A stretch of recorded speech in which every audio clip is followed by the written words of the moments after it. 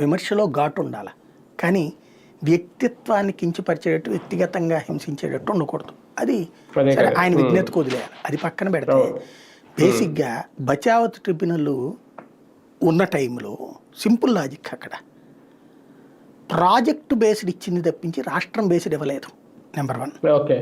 ఇంకోటి, రాష్ట్రంగా కలిసి ఉన్నాం అప్పుడు ఆ ట్రిబ్యునల్ ఉన్న టైంకి. మరి అప్పుడు ప్రాజెక్టుకి ఇస్తుందా లేకపోతే తెలంగాణకి అని ఇస్తుందా? కామన్ సెన్స్ ఉండాలి కదా అక్కడ.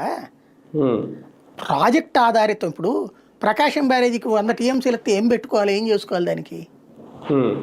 ప్రాజెక్టు ఉన్నది 3 టీఎంసీలు అయితే దానికి 3 టీఎంసీలు అనే రాశారు. శ్రీశైలంకి సంబంధించి 854 అడుగులు ఉన్నప్పుడు 1254 అడుగులు కానీ రాస్తాడా బచావత్ ట్రిబ్యునల్లో? రాయలేరు కదా. దేనికి ఎంత కెపాసిటీ ఉంటే అంతే రాస్తారు. దాంట్లో ఇంకా ఒప్పుకునేది ఏంది? ఇంకోటి, బచావత్ ట్రిబ్యునల్ టైంకి సీఎంగా ముఖ్యమంత్రిగా ఈయన ఉన్నాడే ఏంది? ఇప్పుడు కొత్త ట్రిబ్యునల్ బ్రిజేష్ కుమార్ ట్రిబ్యునల్ వచ్చినప్పుడు దానికి ఇచ్చే నివేదికల సందర్భంగా వాళ్ళు అడుగుతారు.